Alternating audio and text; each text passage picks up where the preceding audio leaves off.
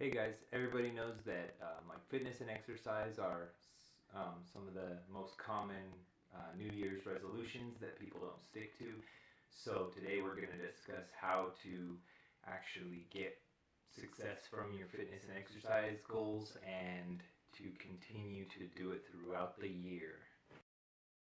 So the first thing that you want to do, maybe it's a little bit too late because this is after the new year, but you want to realistically define the goal that you want to have um, to do. So if you're trying to gain muscle mass, or you're trying to cut fat, or just generally become more active, or whatever you want to specifically do, or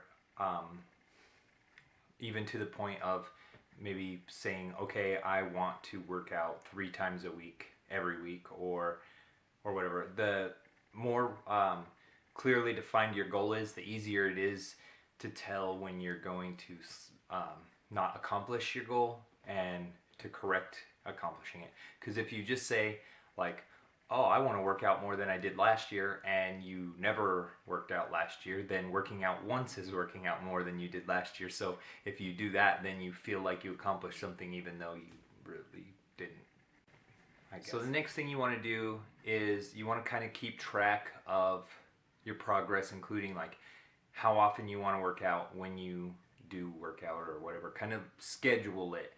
That way, if you have it scheduled, you can't say, well, I need to do it 3 times this, need to work out 3 times this week, but I'll do it tomorrow. And then you get to Thursday and you're like, crap, now I have to work out Thursday, Friday, Saturday because it's the end of the week.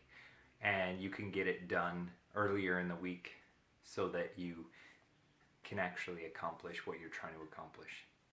Another thing that you want to do is keep track of your progress as you work out, because that way you'll be able to look back on it and see what you actually did accomplish. And that's always positive reinforcement. If you look back and see how much you've gotten done, it can, give you more steam to keep going ahead throughout the year. Another good way to stay committed to a workout routine is to have a friend that works out with you, because if you're both doing it, then you kind of feel like you're letting somebody else down at the same time.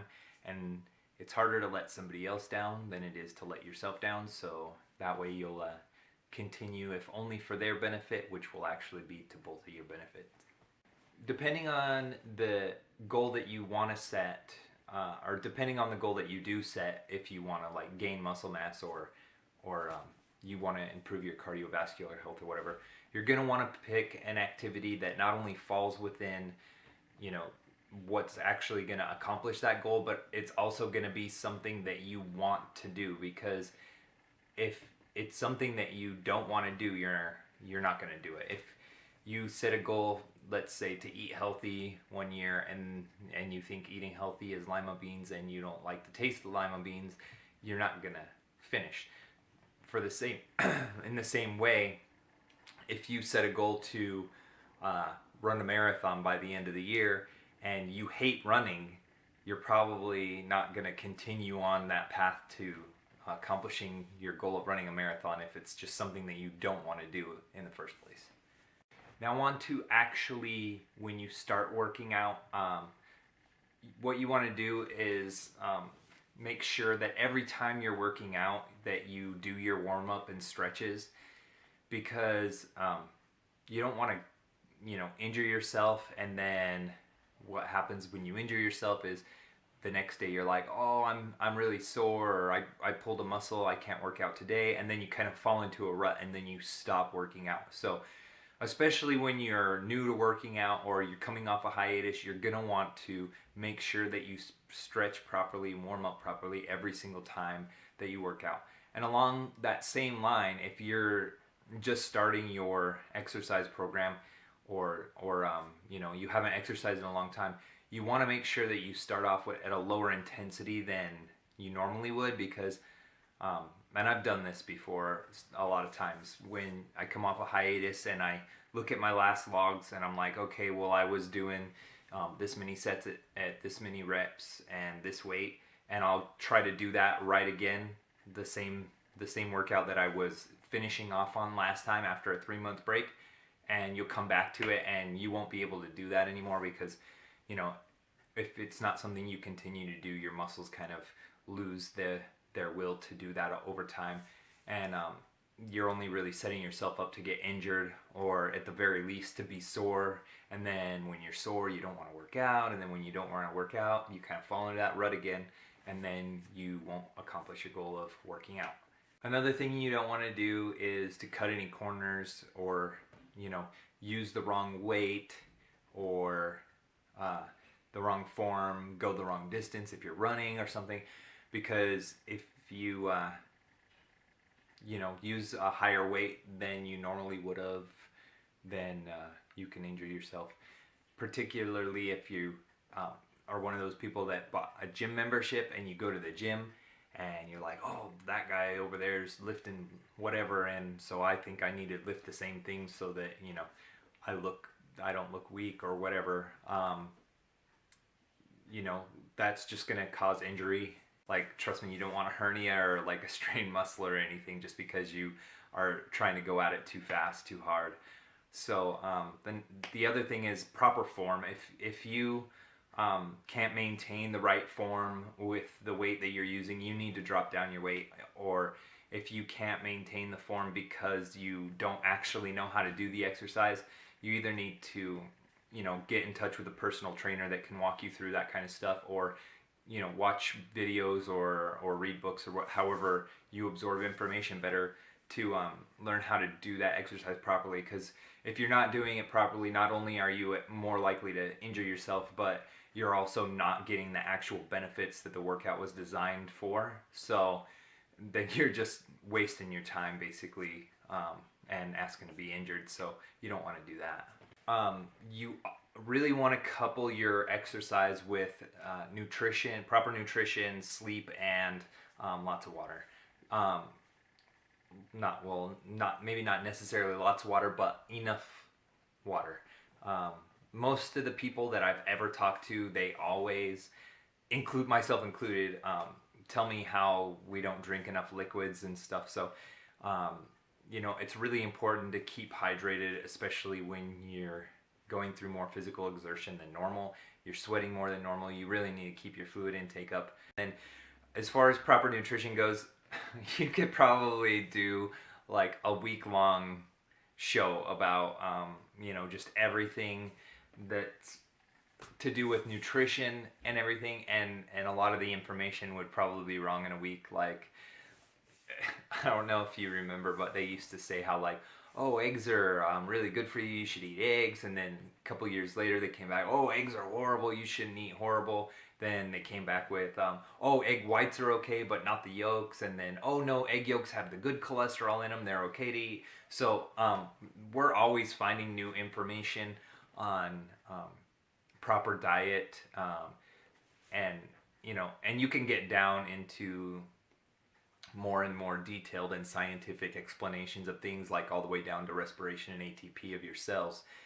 Or you can also talk about like what time you should eat before workouts to get maximum benefits from nutrients and all kinds of stuff like that. So I'm not entirely as worried about that as I am of, you know, just stay eating things that are more natural.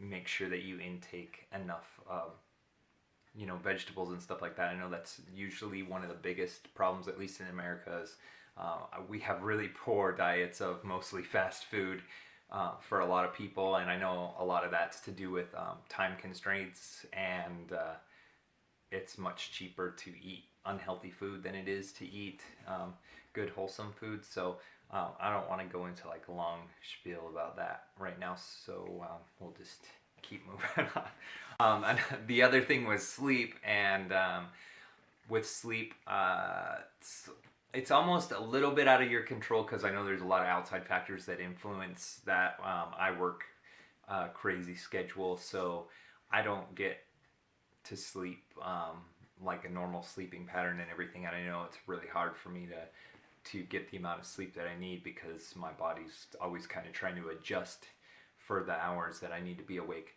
And, you know, you always have outside influences of the neighbors' dogs in the backyard, or the people building houses down the street, or um, like people shooting guns off in the desert because we live like a couple blocks from where people just go out and shoot guns, and